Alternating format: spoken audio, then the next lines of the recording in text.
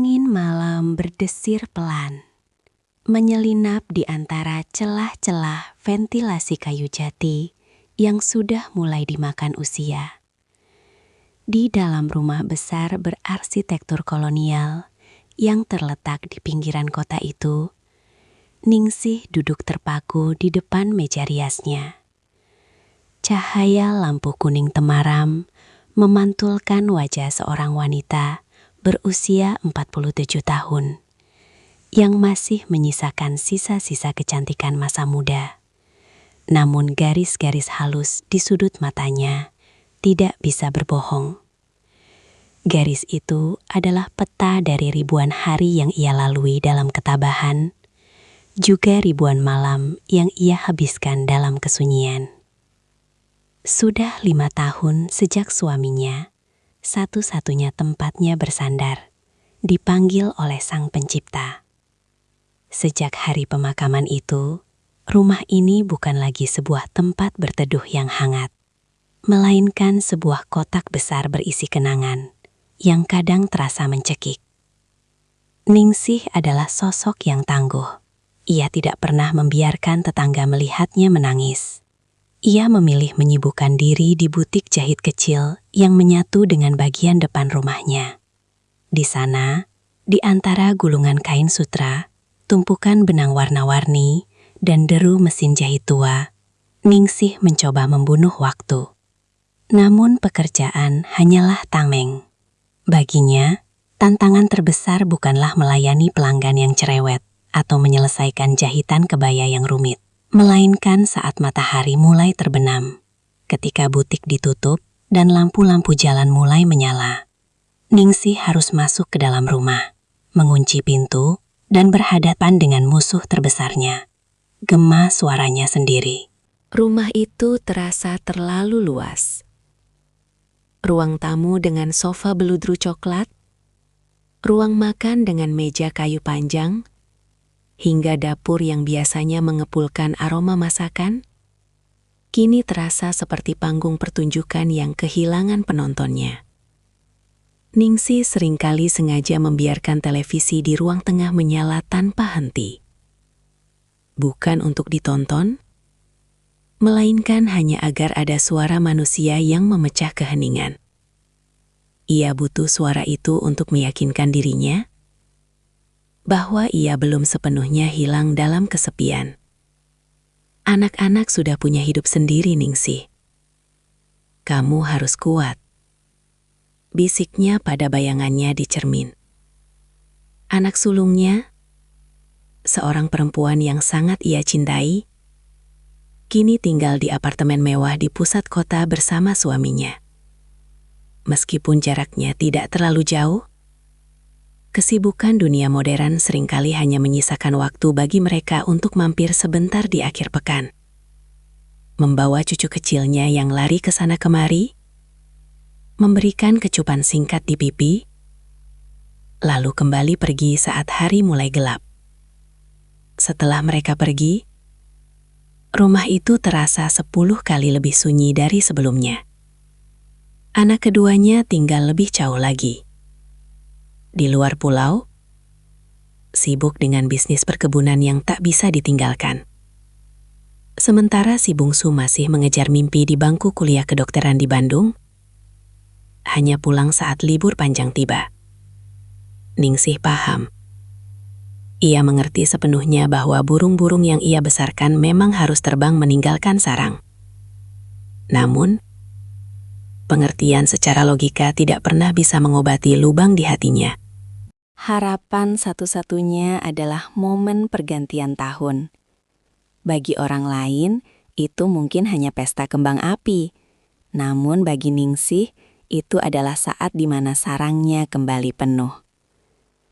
Tahun ini suasana rumah mulai terasa berbeda sejak 3 hari lalu. Suara tawa cucu-cucunya kembali terdengar di halaman. Aroma bumbu dapur khas Betawi, lengkuas, jahe, dan santan kental kembali memenuhi udara. Ningsih merasa jiwanya terisi kembali. Ia sibuk di dapur sejak subuh, menyiapkan rendang, opor, dan tentu saja camilan kesukaannya, pisang goreng hangat. Ia ingin semuanya sempurna. Ia ingin anak-anaknya merasa bahwa rumah ibu mereka adalah tempat paling nyaman di dunia. Namun di tengah keriuhan itu, ada sesuatu yang mengganjal di hati Ningsih. Hingga malam kedua setelah perayaan, ada satu sosok yang belum muncul. Bagas, menantu dari anak keduanya. Putrinya sudah datang lebih dulu bersama anak, namun Bagas tertahan di ibu kota. Sebagai seorang auditor di sebuah bank besar, Bagas seringkali menjadi budak korporasi, terutama di akhir tahun saat tutup buku. Ningsih mencoba bersikap bijak. Ia tidak ingin memperlihatkan kekecewaannya. "Tidak apa-apa, Nak. Pekerjaan suami itu ibadah," kata Ningsih saat putrinya meminta maaf karena suaminya belum bisa hadir. Namun jauh di dalam lubuk hatinya, Ningsih merasa penasaran.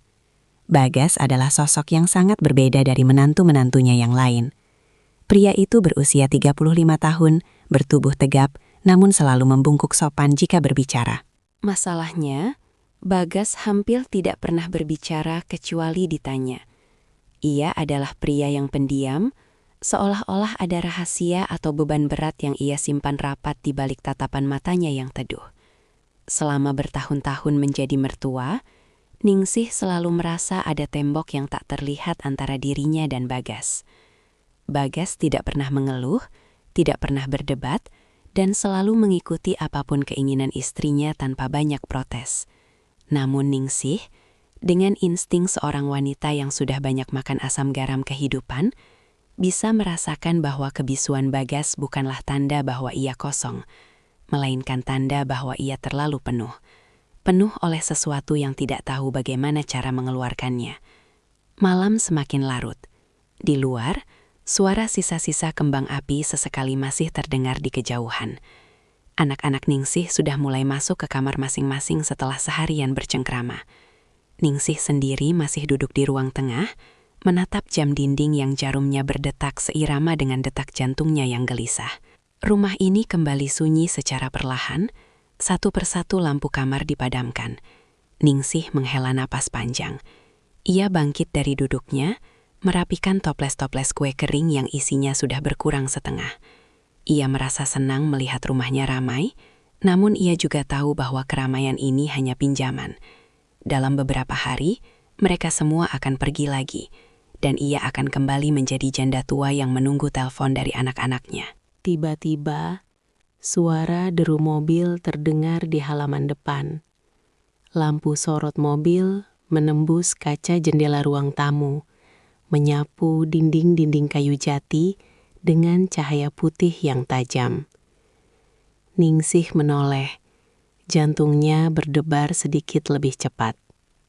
Itu Bagas. Akhirnya dia sampai. Ningsih bergegas menuju pintu depan, merapikan daster batiknya yang sedikit kusut. Saat pintu dibuka, udara dingin malam langsung menyergap kulitnya. Di sana, di bawah lampu teras yang temaram, Bagas berdiri sambil membawa tas pundak kecil. Wajahnya tampak sangat kuyu, matanya merah karena kekelahan, dan ada garis kekelahan yang sangat dalam di keningnya. "Selamat malam, Bu. Maaf Bagas baru sampai." Suara Bagas terdengar rendah, hampir seperti bisikan yang pecah. Ningsih menatap menantunya itu. Ada dorongan aneh di dalam hatinya untuk memeluk pria itu, bukan sebagai mertua, melainkan sebagai sesama jiwa yang tampak sedang memikul beban dunia di bahunya. Namun, Ningsih hanya tersenyum hangat, senyum seorang ibu mertua yang bijak. "Masuk, Gas. Makan dulu.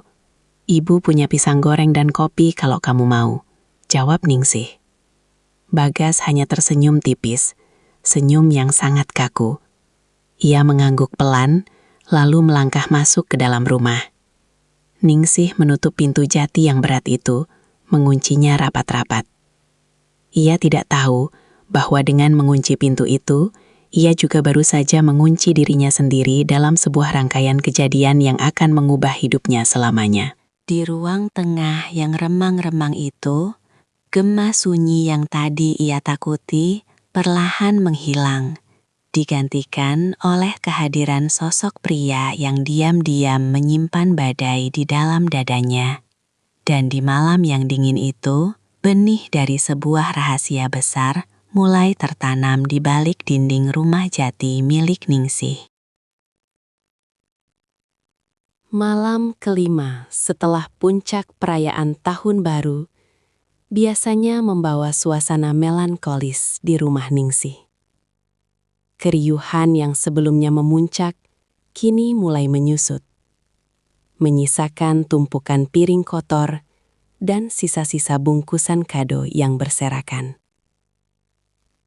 Anak sulungnya sudah kembali ke kota sejak kemarin, sementara anak bungsunya asyik dengan dunianya sendiri di dalam kamar, telentang menatap layar ponsel. Rumah besar itu kembali perlahan menuju keheningan alaminya.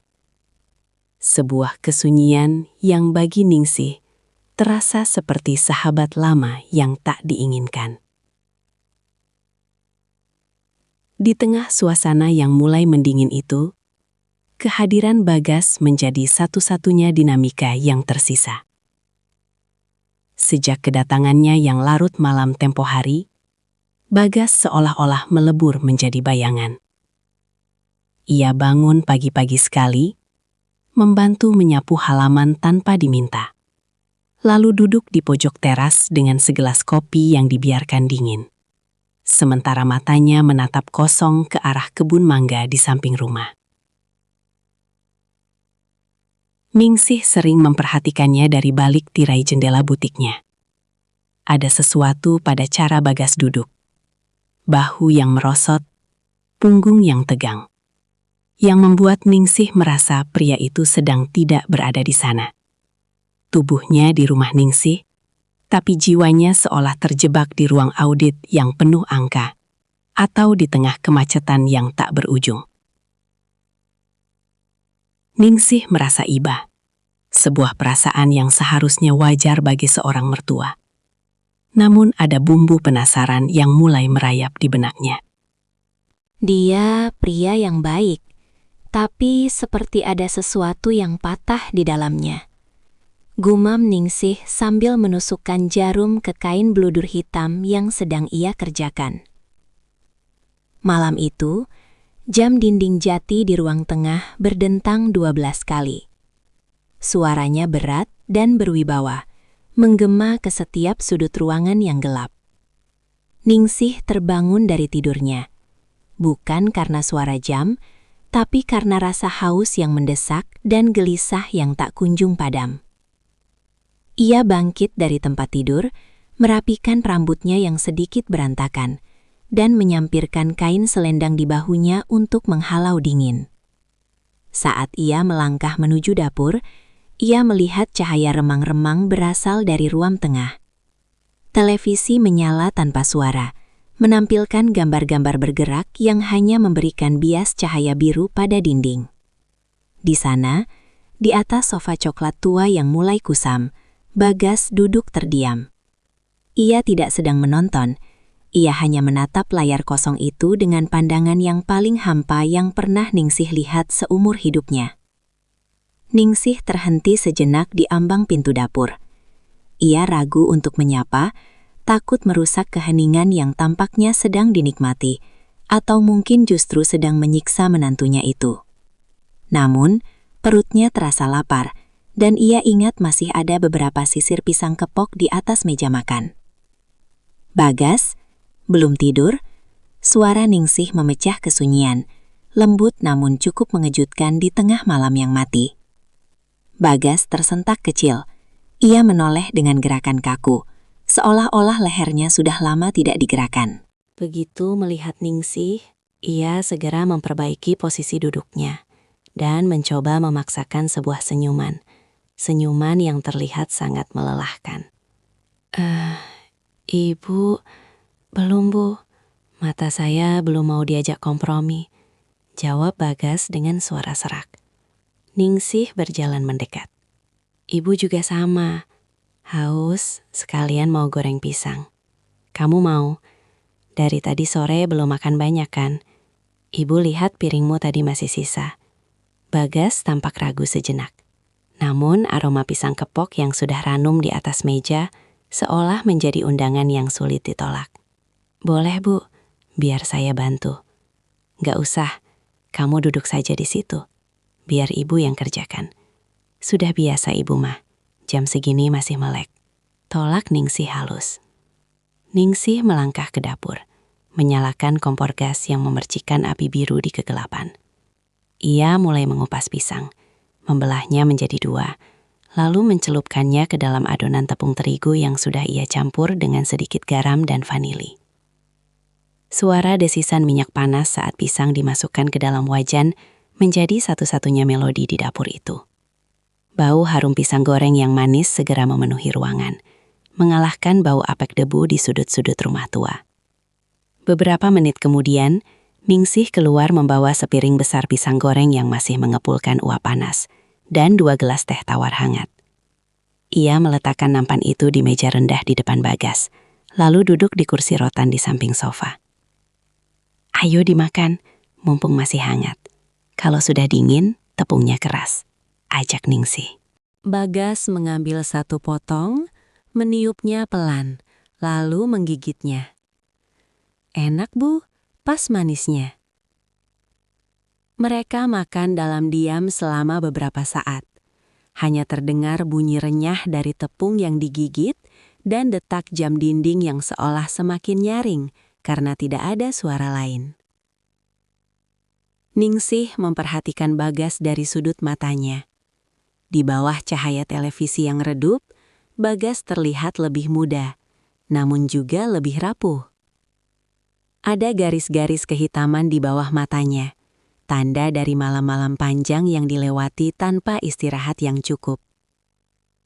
Kerjaan di kantor berat sekali ya, Gas. Ningsih membuka percakapan dengan hati-hati.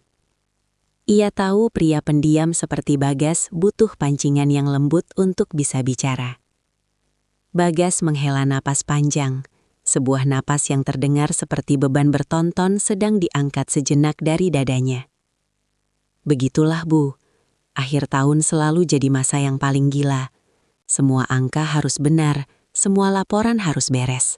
Tekanannya bukan cuma dari atasan, tapi dari rasa takut kalau ada yang salah. Ia berhenti sejenak, menyesap teh hangatnya. Terkadang saya merasa hidup saya ini cuma deretan angka-angka Bu. Pergi pagi saat anak-anak masih tidur, pulang malam saat mereka sudah di alam mimpi. Di kantor dikelilingi kertas, di rumah kadang saya merasa asing di rumah sendiri. Ningsih terdiam. Kalimat terakhir Bagas seolah menghantam tepat di ulu hatinya. Asing di rumah sendiri? Bukankah itu yang ia rasakan selama 5 tahun ini?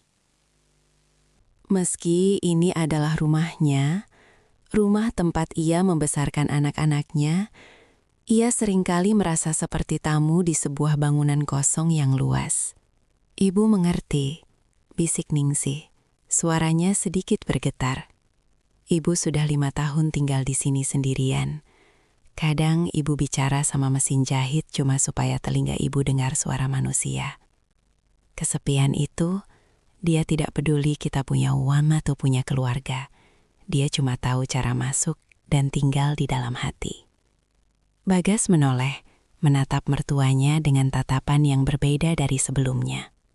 Selama ini ia melihat Ningsih sebagai sosok ibu mertua yang tegar, janda tangguh yang mandiri.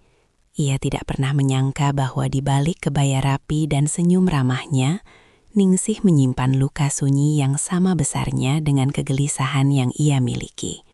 Ibu juga merasa begitu? Tanya Bagas lirih. Ningsih mengangguk pelan. Setiap malam, Gas. Setiap malam ibu duduk di sini, menonton televisi yang ibu sendiri tidak tahu ceritanya tentang apa, cuma supaya rumah ini tidak terasa seperti kuburan. Momen itu menjadi titik balik. Di antara aroma pisang goreng dan teh tawar, tembok es yang selama ini memisahkan mertua dan menantu itu mulai retak. Bagas tidak lagi merasa perlu menjaga jarak profesional sebagai menantu yang sopan. Ia merasa menemukan seseorang yang benar-benar bisa mendengar frekuensi kesedihannya. Kadang aku iri sama ibu, kata Bagas. Kini ia tidak lagi menggunakan kata ganti saya yang kaku. Ibu punya butik, punya kesibukan yang ibu cintai. Aku cuma melakukan apa yang orang harapkan dari aku. Jadi suami yang cari uang, jadi ayah yang bertanggung jawab. Tapi aku lupa gimana caranya jadi diri sendiri. Ningsih bergeser duduknya, sedikit lebih dekat ke arah sofa tempat Bagas berada. Ia bisa mencium aroma parfum maskulin Bagas yang samar bercampur dengan bau keringat sisa perjalanan. Ada dorongan naluriah untuk menyentuh bahu pria itu, untuk memberikan kekuatan, seperti yang ia lakukan pada anak-anaknya dahulu. Hidup memang sering memaksa kita jadi orang lain, Gas, jawab Ningsih lembut. Tapi malam ini, di rumah ini, kamu tidak perlu jadi auditor. Kamu tidak perlu jadi menantu yang sempurna. Kamu cuma Bagas. Bagas menatap Ningsih. Mata wanita itu berkaca-kaca, memantulkan cahaya TV yang membuat matanya terlihat bersinar di kegelapan. Untuk pertama kalinya, Bagas melihat Ningsih bukan sebagai ibu dari istrinya, melainkan sebagai seorang wanita yang hangat, yang penuh pengertian, dan yang sama seperti dirinya, sedang sangat merindukan sentuhan manusia. Keheningan malam itu kini terasa berbeda, tidak lagi mencekam, melainkan terasa intim dan berbahaya. Ada udara yang mendadak terasa lebih berat di antara mereka. Jarak di antara kursi rotan dan sofa itu seolah-olah mengecil dengan sendirinya. Ningsih bisa merasakan jantungnya berdegup lebih kencang. Ia tahu ini salah. Ia tahu Bagas adalah suami anaknya. Namun, rasa hangat yang menjalar di dadanya saat Bagas menatapnya dengan penuh rasa terima kasih adalah sesuatu yang sudah lama hilang dari hidupnya.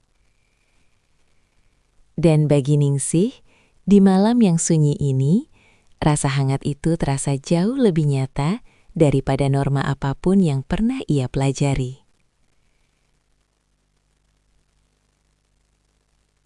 Malam kelima itu baru saja dimulai, dan di ruang tengah yang remang-remang, rahasia besar itu mulai mengulurkan akarnya.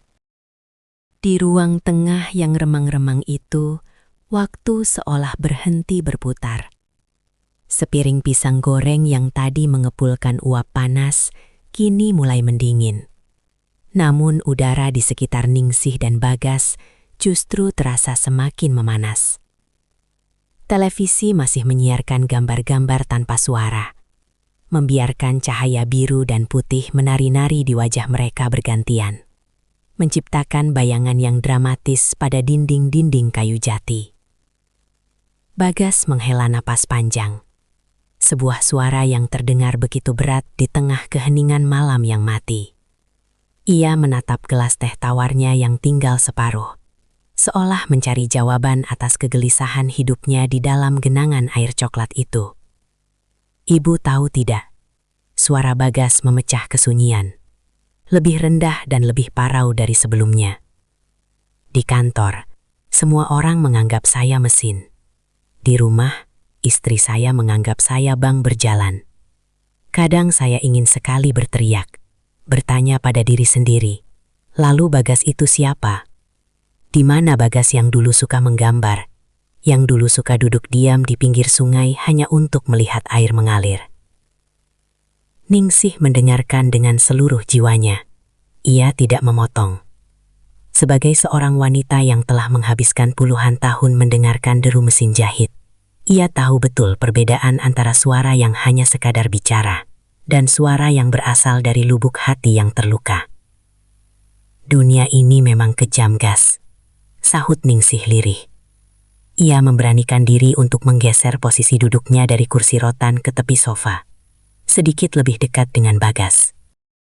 Dunia menuntut kita menjadi pilar, tapi mereka lupa. Pilar pun bisa retak jika terus-menerus memikul beban yang bukan miliknya. Ibu pun begitu. 5 tahun ini, ibu dianggap janda tangguh. Orang-orang memuji betapa kuatnya ibu mengelola butik sendirian. Tapi tidak ada yang tahu, setiap kali ibu mengunci pintu butik, ibu merasa seperti masuk ke dalam penjara yang ibu buat sendiri. Bagas menoleh. Jarak mereka kini hanya terpaut sekian puluh sentimeter. Dalam keremengan, mata Bagas yang biasanya tampak kaku kini terlihat basah. "Ibu tidak sendirian," bisik Bagas. "Malam ini setidaknya ibu tidak sendirian." Kata-kata itu, sesederhana apapun, terasa seperti siraman air dingin di tengah padang pasir bagi Ningsih. Selama bertahun-tahun, ia telah merindukan seseorang yang mengakui keberadaannya bukan hanya sebagai ibu atau mertua, tapi sebagai manusia, sebagai seorang wanita. Ningsih tersenyum getir. Ibu seringkali merasa iri pada kain-kain di butik itu, Gas. Mereka bisa dipotong, dijahit, digabungkan menjadi sesuatu yang baru dan indah. Sementara hidup ibu terasa seperti kain sisa yang sudah tidak punya pola lagi.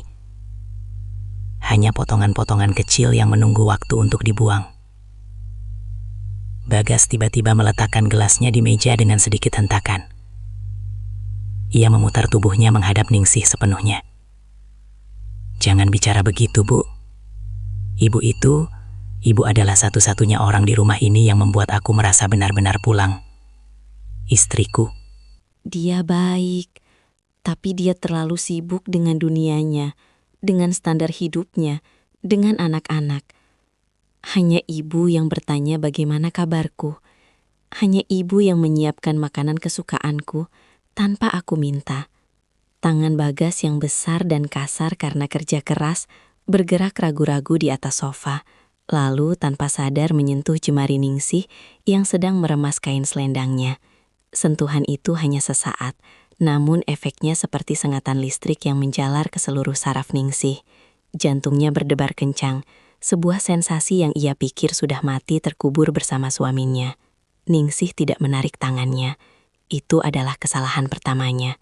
"Bagas, kita tidak seharusnya," bisik Ningsih, namun kalimatnya menggantung di udara. Ia tidak punya kekuatan untuk menyelesaikan peringatan itu, karena bagian lain dari dirinya, bagian yang kesepian dan rapuh, justru menginginkan sentuhan itu lebih dari apapun. "Aku tahu, Bu. Aku tahu ini salah," jawab Bagas. Suaranya kini terdengar seperti rintihan. "Tapi malam ini saja, biarkan aku merasa tidak sendirian. Biarkan aku merasa ada seseorang yang benar-benar melihatku." Bagas menggenggam tangan Ningsih sepenuhnya. Tangan Ningsih terasa dingin. Namun bagi Bagas, itu adalah pelabuhan paling hangat yang pernah ia temukan dalam waktu lama. Ningsih menatap wajah menantunya itu. Di bawah cahaya TV yang redup, wajah Bagas terlihat penuh duka yang sangat dalam. Ningsih merasakan dorongan keibuan bercampur dengan sesuatu yang jauh lebih gelap dan mendalam. Ia mengangkat tangannya yang lain, lalu dengan lembut mengusap pipi Bagas. Kulit pria itu terasa kasar karena kumis tipis yang belum sempat dicukur. Sebuah tekstur yang mengingatkan Ningsih pada mendiang suaminya. Namun pada saat yang sama, terasa sangat baru dan asing. "Kamu anak yang baik, Gas," kata Ningsih. Meski ia tahu kata anak kini sudah tidak tepat lagi digunakan. Bagas memejamkan matanya, menikmati belayan tangan Ningsih yang halus karena sering menyentuh sutra. Ia merasakan kedamaian yang aneh. Seolah-olah semua laporan kantor, semua tuntutan istri, dan semua kebisingan dunia mendadak lenyap. Yang tersisa hanya mereka berdua. Dua jiwa yang tersesat di tengah malam yang sunyi. Di sebuah rumah tua yang penuh dengan gema masa lalu. "Ibu," Bagas berbisik. Lalu perlahan ia mendekatkan wajahnya. Ningsih bisa merasakan nafas Bagas yang hangat menerpa wajahnya. Aroma kopi dan rokok samar dari pria itu terasa begitu memabukkan di tengah udara malam yang dingin. Ningsih tahu ia harus berdiri, berlari ke kamarnya, dan mengunci pintu. Ia harus memikirkan putrinya. Ia harus memikirkan cucu-cucunya. Ia harus memikirkan martabatnya sebagai seorang janda terhormat. Namun, saat Bagas menyandarkan dahinya ke dahi Ningsih, semua nalar itu seolah-olah tersapu oleh gelombang kesepian yang selama ini ia bendung. Kesunyian malam kelima itu seolah-olah memberikan izin bagi mereka untuk menjadi egois. Di rumah yang gelap ini, di mana semua orang terlelap, mereka merasa seolah dunia telah melupakan mereka. Dan karena itu, mereka bebas untuk melupakan dunia. Hanya malam ini, bisik sebuah suara di dalam kepala Ningsih yang ia tahu adalah suara iblis. Namun terdengar seperti malaikat penyelamat bagi hatinya yang hampa. Bagas tidak lagi menahan diri. Ia merengkuh bahu Ningsih, menarik wanita itu ke dalam pelukan yang erat. Sebuah pelukan yang penuh dengan keputusasaan dan rasa lapar akan kasih sayang. Ningsih membalas pelukan itu, membenamkan wajahnya di dada Bagas, menghirup aroma maskulin yang selama ini hanya ia bayangkan dalam mimpi-mimpi sunyinya. Di luar, jam dinding berdentang satu kali, menandakan waktu telah melewati tengah malam. Di dalam ruang tengah itu, garis yang memisahkan mertua dan menantu telah benar-benar lumat. Luka yang terbuka itu tidak lagi berdarah, melainkan mulai saling bertautan, mencari penyembuhan di tempat yang paling salah. Pisang goreng di atas meja kini sudah dingin sepenuhnya, tak lagi dihiraukan. Televisi masih menyala, menampilkan titik-titik statis setelah siarannya berakhir. Menjadi satu-satunya saksi bisu atas sebuah pengkhianatan yang lahir dari rahim kesepian yang paling kelam. Malam itu, di bawah atap rumah jati yang megah, Ningsih dan Bagas telah melangkah masuk ke dalam sebuah labirin tanpa jalan keluar. Dunia seolah-olah kehilangan warnanya saat fajar mulai mengintip dari balik tirai jendela jati. Cahaya keabu-abuan yang dingin merayap masuk, menyinari butiran debu yang menari di udara ruang tengah, seolah mengejek kekacauan yang baru saja terjadi. Ningsih terbangun dengan sentakan jantung yang menyakitkan. Ia masih berada di sofa coklat itu, namun segalanya telah berubah. Rumah yang kemarin terasa seperti istana kenangan, kini mendadak terasa seperti penjara yang penuh dengan mata yang mengawasi. Bagas sudah tidak ada di sampingnya. Pria itu berdiri di dekat jendela besar yang menghadap ke halaman samping, membelakangi Ningsih. Punggungnya yang tegap tampak kaku, seolah sedang menahan beban langit agar tidak runtuh menimpa rumah itu. Suara kicau burung gereja di luar terdengar seperti teriakan penghakiman di telinga Ningsih. Ningsih merapikan daster batiknya dengan tangan gemetar. Setiap gesekan kain di kulitnya mengingatkannya pada kehangatan semalam. Sebuah kehangatan yang kini berubah menjadi api yang membakar harga dirinya. Ia berdiri dengan kaki yang terasa lemas, seolah seluruh tulangnya telah berubah menjadi bubur. Gas! Suara Ningsih nyaris tidak keluar. Ia terdengar seperti orang asing bagi dirinya sendiri. Bagas menoleh perlahan. Wajahnya yang biasanya tenang kini terlihat hancur. Matanya yang cekung menyiratkan duka yang lebih dalam daripada saat ia pertama kali datang. Tidak ada kata-kata. Keheningan di antara mereka bukan lagi keheningan yang menyatukan seperti semalam, melainkan keheningan yang memisahkan mereka. ke dalam dua kutub penyesalan yang berbeda. "Aku harus mandi, Bu. Sebentar lagi anak-anak bangun," kata Bagas dengan suara yang datal, hampa, tanpa ekspresi. Ia melangkah pergi tanpa berani menatap mata Ningsih lebih dari sedetik. Ningsih terpaku di tengah ruangan. Ia menatap piring pisang goreng yang masih tersisa satu potong. Kini tampak pucat dan layu. Gelas-gelas teh yang kosong menyisakan noda melingkar di atas meja. Saksi bisu betapa cepatnya martabat seorang manusia bisa luluh lantak hanya karena satu malam kesepian yang tak terkendali. "Ya Tuhan, apa yang sudah aku lakukan?" bisik Ningsih sambil menutup wajah dengan kedua telapak tangannya. Air mata yang panas mulai mengalir, namun ia segera menghapusnya. Ia tidak boleh menangis. Ia tidak punya hak untuk menangis. Sebagai seorang ibu mertua, ia seharusnya menjadi benteng terakhir moralitas keluarga ini, bukan orang yang merubuhkannya. Sandiwara pagi hari.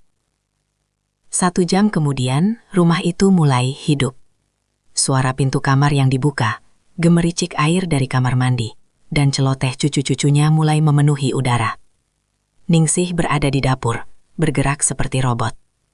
Ia memotong bawang, menyalakan kompor, dan menyiapkan sarapan nasi goreng dengan gerakan yang terlalu cepat. Seolah-olah dengan menyibukkan tangan, ia bisa membungkam pikirannya. Putrinya, istri Bagas, masuk ke dapur dengan wajah segar dan senyum yang lebar. "Pagi, Bu. Wah, baunya enak sekali. Ibu kok rajin banget sih? Padahal semalam kayaknya ibu tidur larut ya."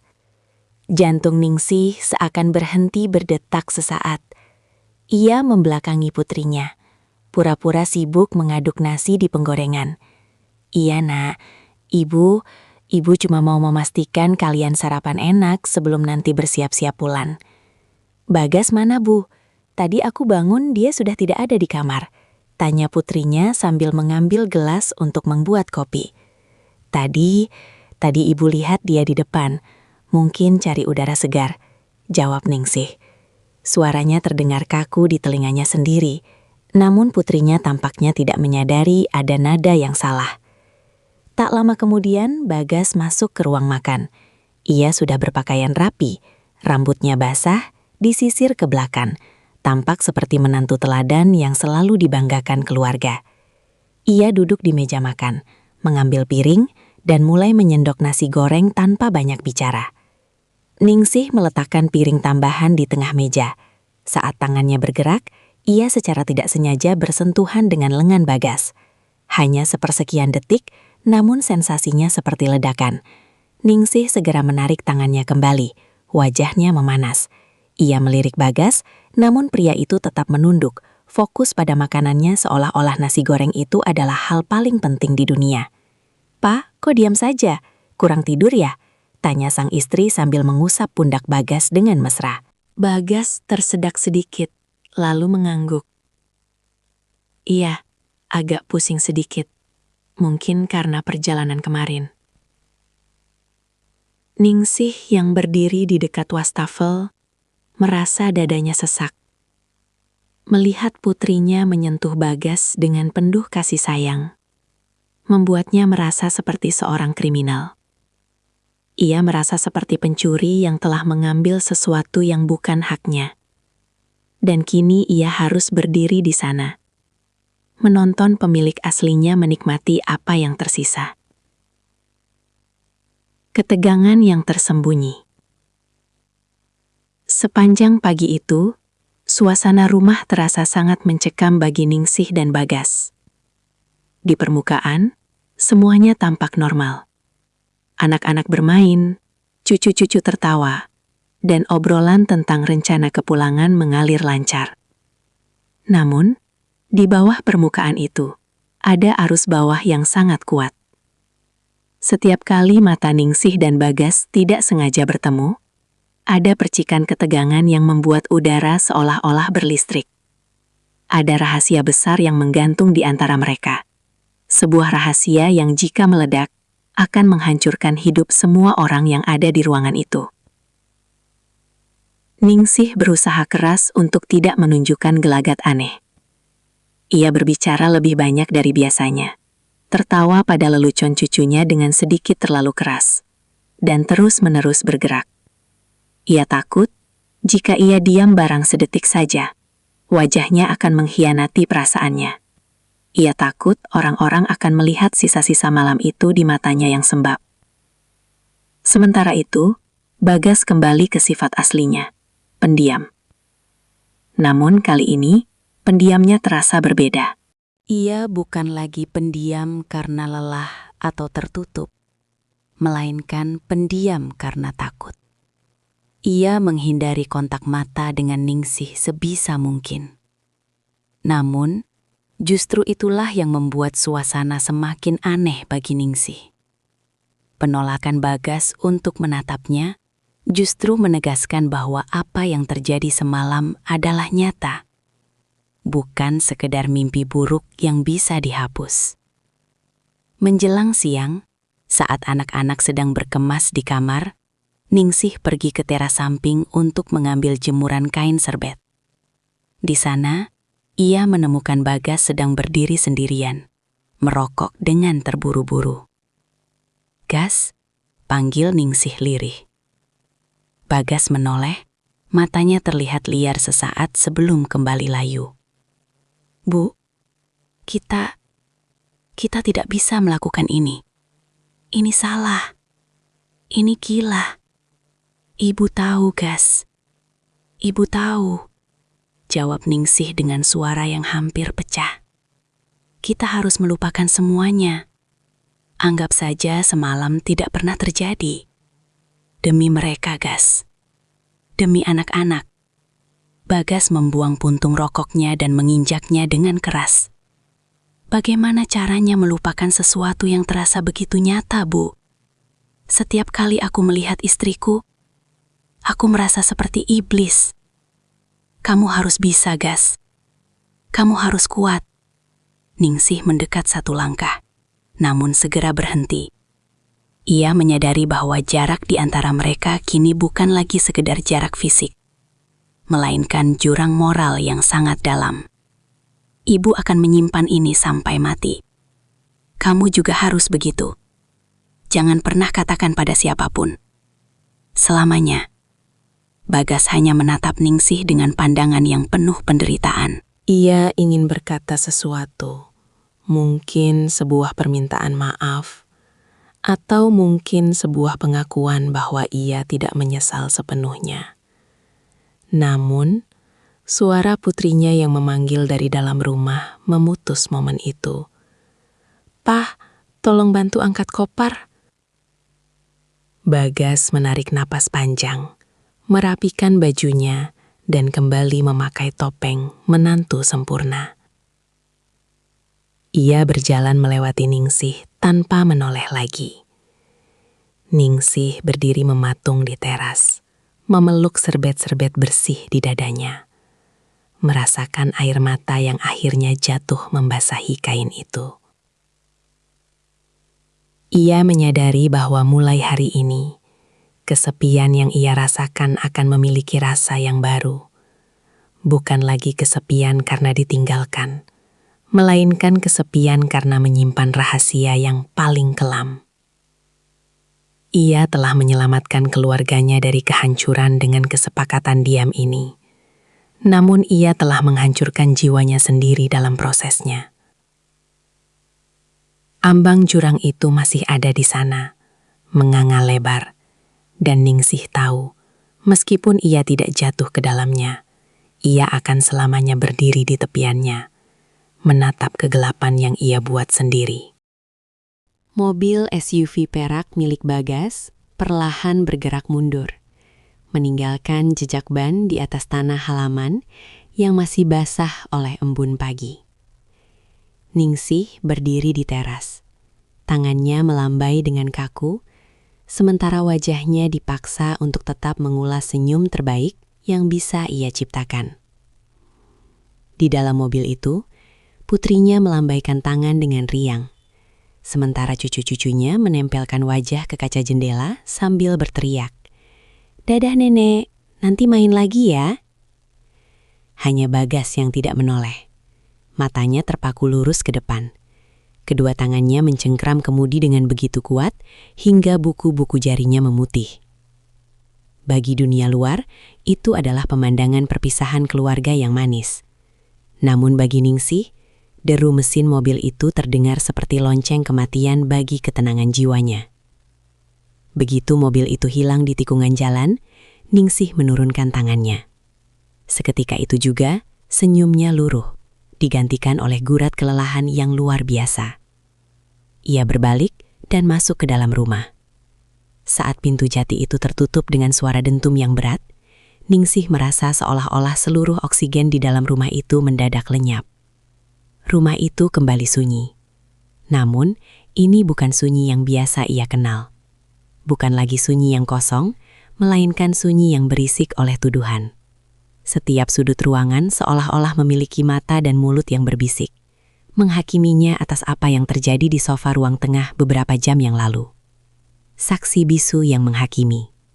Ningsih berjalan menuju ruang tengah dengan langkah terseret. Ia menatap sofa coklat itu. Di matanya, sofa itu kini tampak seperti monumen dosa.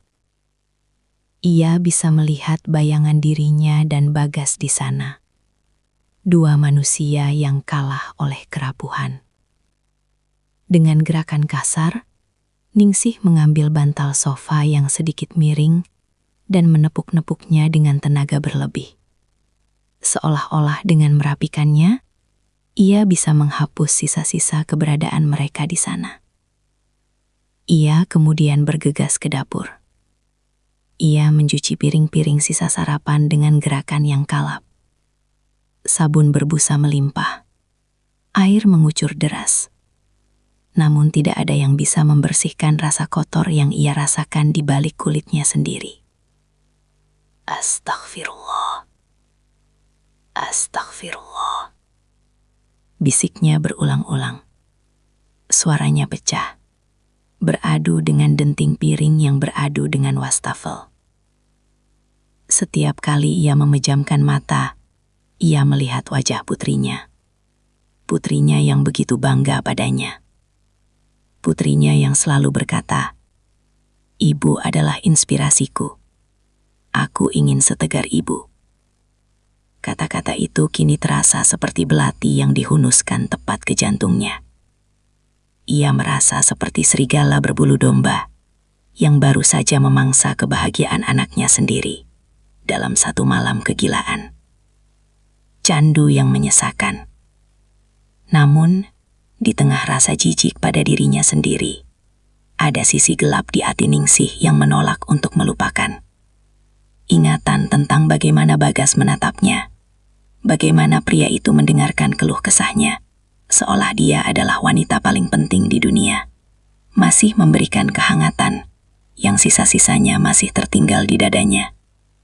Itulah yang paling menyiksa Ningsih. Rasa bersalah itu berperang dengan rasa haus akan kasih sayang yang baru saja terpuaskan sedikit. Ia membenci dirinya sendiri karena merindukan getaran itu. Ia membenci kenyataan bahwa setelah 5 tahun menjadi bayangan, ia merasa hidup justru saat melakukan kesalahan paling fatal dalam hidupnya. Sore harinya, Ningsih mencoba mencari pelarian di butiknya. Ia menyalakan mesin jahitnya, suara tak-tek dari jarum yang menembus kain biasanya menjadi meditasi baginya. Namun hari ini, jarum itu berkali-kali meleset. Benangnya kusut, persis seperti pikirannya. Tiba-tiba, ponselnya di atas meja jahit bergetar. Sebuah pesan masuk dari putrinya. "Bu, kami sudah sampai di rumah dengan selamat. Bagas langsung tidur, katanya pusing sekali. Makasih ya Bu buat pisang gorengnya semalam. Bagas bilang itu pisang goreng paling enak yang pernah dia makan. Love you Bu." Ponsel itu hampir jatuh dari tangan Ningsih.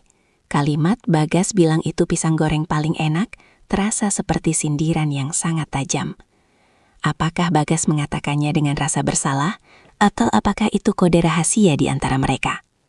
Ningsih melempar ponselnya ke tumpukan kain sutra. Ia merasa mual. Ia merasa seolah-olah seluruh keluarganya sedang menari di atas bom waktu yang ia pegang pemicunya.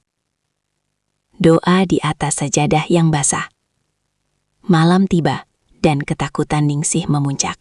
Ia tidak berani duduk di ruang tengah. Ia mengunci diri di kamar, menyalakan lampu seterang mungkin, seolah-olah cahaya bisa mengusir bayang-bayang dosa. Ia mengambil air wudhu, membiarkan air dingin membasahi wajah dan lengannya, berharap kesucian air itu bisa meresap hingga ke jiwanya yang menghitam. Ia membentangkan sajadah, mengenakan mukena putihnya, dan mulai bersujud. Dalam sujud yang panjang itu, pertahanannya runtuh. Ningsih terisak hingga bahunya berguncang hebat.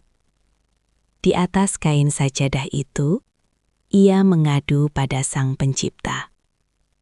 Ya Allah, hamba adalah wanita yang lemah. Hamba tersesat dalam kesepian hamba sendiri. Cabutlah rasa ini ya Allah. Jangan biarkan hamba menghancurkan darah daging hamba sendiri. Tangisnya pecah di tengah kesunyian kamar. Ia memohon ampunan, namun di saat yang sama, ia merasa tidak layak untuk dimaafkan. Ia membayangkan wajah almarhum suaminya. Ia membayangkan betapa kecewanya sosok pria yang fotonya masih terpajang di ruang tamu itu, melihat apa yang istrinya lakukan dengan menantunya sendiri. Luka batin itu terasa sangat nyata, seperti luka fisik yang terus mengeluarkan darah. Marni? Ningsih? Sadar bahwa rahasia ini adalah beban seumur hidup. Ia harus memerankan peran sebagai ibu mertua yang suci, sementara di dalamnya ia sedang membusuk oleh rahasia. Beban yang tak kasat mata. Hari-hari berikutnya berlalu dengan penuh kepura-puraan. Ningsih mulai menghindari panggilan video dari anaknya. Jika terpaksa, ia hanya akan bicara sebentar, menanyakan cucu, lalu beralasan ada pelanggan di butik agar bisa segera mematikan sambungan. Ia takut matanya akan bicara. Ia takut jika ia melihat wajah Bagas di layar ponsel, ia akan hancur sekali lagi. Sementara itu, ia mulai memperbanyak sedekah ke panti asuhan dan masjid di dekat rumahnya. Ia bekerja 2 kali lebih keras di butik, berharap kelelahan fisik bisa membuatnya langsung tertidur tanpa sempat berpikir. Namun, setiap kali ia memejamkan mata, aroma kopi dan rokok samar milik Bagas seolah-olah kembali tercium di indera penciumannya. Ningsih menyadari satu hal yang mengerikan. Ia tidak hanya dihantui oleh rasa bersalah, tapi juga oleh rasa takut bahwa suatu hari nanti Bagas akan kembali. Dan ia lebih takut lagi pada kenyataan bahwa ia mungkin tidak akan punya kekuatan untuk menolaknya lagi. Kesepian yang dulu ia anggap sebagai musuh, kini terasa seperti tempat perlindungan. Karena dalam kesepian, tidak ada orang yang tersakiti oleh rahasianya. Namun, ia tahu, tembok yang ia bangun untuk menutupi rahasia ini hanyalah tumpukan pasir yang bisa runtuh kapan saja jika takdir menghendaki. Ningsih menatap cermin, melihat dirinya yang tampak lebih tua 10 tahun hanya dalam hitungan hari. Rahasia itu telah mencuri jiwanya, meninggalkan seorang wanita yang hanya hidup untuk menjaga sebuah kebohongan besar sampai hari kematiannya tiba. Bulan-bulan berganti, dan musim hujan mulai membasahi tanah Betawi, membawa hawa dingin yang menusuk hingga ke tulang. Di rumah besar itu, Ningsih menjalani hidupnya seperti sebuah jam mekanik yang terus berdetak tanpa nyawa. Butik jahitnya kini lebih produktif dari sebelumnya, bukan karena ia ambisius, melainkan karena hanya di balik deru mesin jahitlah ia bisa menenggelamkan suara-suara di kepalanya. Setiap helai kain yang ia jahit seolah-olah adalah usaha untuk menambal lubang besar di jiwanya. Namun, ia tahu beberapa luka tidak bisa ditutup dengan benang sekuat apapun. Rahasia malam tahun baru itu tidak pernah terucap lagi. Antara Ningsih dan Bagas tercipta sebuah kesepakatan diam yang lebih kokoh daripada tembok beton. Mereka adalah dua orang yang saling berbagi kematian di dalam diri mereka masing-masing. Pertemuan yang menyakitkan. Ujian terberat datang saat Idul Fitri tiba, beberapa bulan setelah kejadian itu. Rumah Ningsih kembali penuh. Anak-anaknya pulang, termasuk putri keduanya bersama Bagas dan cucu-cucu mereka. Ningsih harus mengenakan topeng paling sempurna yang pernah ia buat. Ia memasak ketupat, menyiapkan rendang, dan tersenyum menyalami tetangga, seolah-olah ia adalah janda paling suci di lingkungan itu. Saat Bagas melangkah masuk ke rumah, suasana mendadak terasa hampa bagi Ningsih. Pria itu tampak lebih kurus, rambutnya sedikit memutih di bagian samping, dan matanya kini memiliki kedalaman duka yang permanen. Pertemuan yang menyakitkan. Ketika tiba giliran Bagas untuk sungkem, mencium tangan Ningsih sebagai mertuanya, seluruh tubuh Ningsih menegang. Tangan mereka bersentuhan, singkat, namun rasanya seperti aliran listrik yang membakar. Bagas menundukkan kepala sangat dalam. Suaranya bergetar saat mengucapkan kalimat formal. Mohon maaf lahir dan batin, Bu. Maafkan semua kesalahan Bagas. Ningsih menatap ubun-ubun menantunya itu. Air matanya hampir jatuh, bukan karena haru kemenangan Idul Fitri, melainkan karena ironi yang begitu pahit. Iya, Gas. Ibu juga minta maaf. Semua sudah Ibu maafkan. Semoga kita semua bisa menjadi orang yang lebih baik. Jawab Ningsih dengan suara yang hampir tercekat di tenggorokan. Di ruang tamu, di depan anak dan cucunya, mereka adalah mertua dan menantu yang saling menghormati. Namun di dalam batin, mereka adalah dua orang asing yang terikat oleh rantai dosa yang tak terlihat. Bagas tidak pernah lagi berlama-lama di dapur atau ruang tengah. Ia lebih banyak menghabiskan waktu bermain dengan anak-anaknya atau berpura-pura tidur lebih awal. Mereka saling menghindari, bukan karena benci, tapi karena melihat wajah satu sama lain adalah cara tercepat untuk memanggil kembali rasa bersalah yang menyesakkan dada. Penebusan yang sunyi. Tahun-tahun berlalu dengan cepat. Anak bungsu Ningsih lulus kuliah, putri sulungnya pindah ke luar negeri, dan Ningsih semakin menua. Rambutnya kini memutih sepenuhnya. Butiknya sudah ia tutup karena matanya tak lagi kuat melihat lubang jarum. Namun rumah itu tetap ia tinggali sendirian. Bagas, di sisi lain, berubah menjadi suami yang luar biasa perhatian. Ia seolah-olah mendedikasikan sisa hidupnya untuk menebus satu malam kesalahan itu. Ia tidak pernah lagi mengeluh pada istrinya. Ia menjadi ayah yang sangat hadir untuk anak-anaknya. Orang-orang melihat keluarga mereka sebagai teladan keluarga harmonis.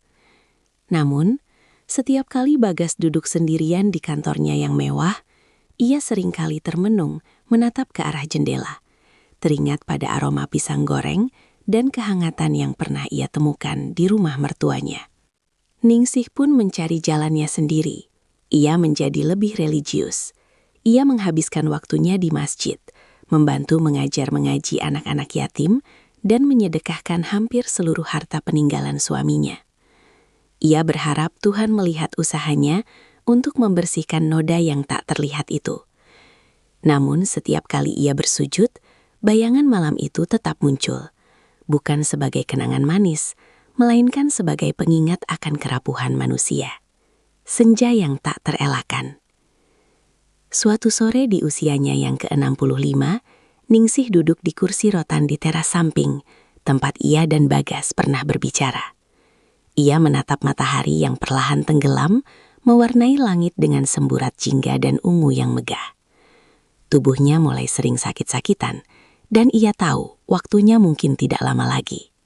Telepon genggamnya bergetar. Sebuah video call dari cucunya, yang kini sudah beranjak remaja. Di latar belakang, ia melihat Bagas sedang memanggang daging di halaman belakang rumah mereka. Tampak bahagia dikelilingi anak-anaknya. Bagas sempat menoleh ke kamera, melambaikan tangan, dan tersenyum tipis pada Ningsih. Ningsih membalas senyuman itu. Di momen itu, Ningsih menyadari sesuatu. Rahasia ini telah mengubah mereka menjadi orang yang lebih baik melalui cara yang sangat menyakitkan.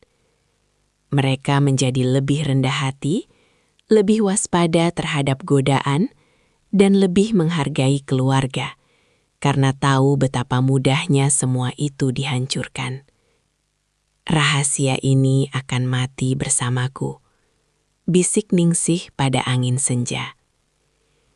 Ia tidak pernah menyesal telah memberikan kehangatan pada jiwa yang lapar malam itu. Namun, ia akan selamanya menyesali pengkhianatan yang menyertainya. Baginya, itu adalah salib yang harus ia panggul sendirian. Ia telah memilih untuk diam, membiarkan dirinya sendiri yang terbakar oleh api rasa bersalah, agar anak-anaknya tetap bisa hidup dalam cahaya kebahagiaan yang terang benderang. Penutup, Gema di Rumah Jati. Beberapa tahun kemudian, Ningsih berpulang dengan tenang di kamarnya. Saat pemakaman, Bagas berdiri paling depan di samping liang lahat. Ia membantu menurunkan jenazah mertuanya itu dengan tangan yang gemetar hebat. Saat tanah mulai menutupi papan kayu, Bagas membisikkan doa yang tidak didengar oleh siapapun, kecuali tanah dan Tuhan. Terima kasih, Bu. Terima kasih sudah menjaga rahasia ini. Dan maafkan aku, isaknya pelan, tertutup oleh suara talqin yang dibacakan Ustadz. Rumah jati itu akhirnya dijual. Barang-barang di dalamnya dibagikan atau dibuang. Sofa coklat di ruang tengah berakhir di gudang barang bekas. Kain-kain di butik disumbangkan. Fisik dari malam itu telah lenyap sepenuhnya. Namun di dalam hati Bagas, dan di dalam gema sunyi rumah-rumah yang mereka tinggali, kisah itu tetap ada. Sebuah pengingat abadi bahwa kesepian adalah kekuatan yang sangat besar. Ia bisa meruntuhkan gunung moralitas, namun ia juga bisa menjadi rahim bagi penebusan yang paling sunyi. Kisah Ningsih dan Bagas terkubur dalam-dalam di bawah tanah pemakaman yang tenang, menjadi sebuah rahasia besar yang takkan pernah terungkap oleh dunia, namun akan selalu diingat oleh Tuhan, sebagai bagian dari drama kehidupan manusia yang penuh dengan celah dan cinta yang salah arah.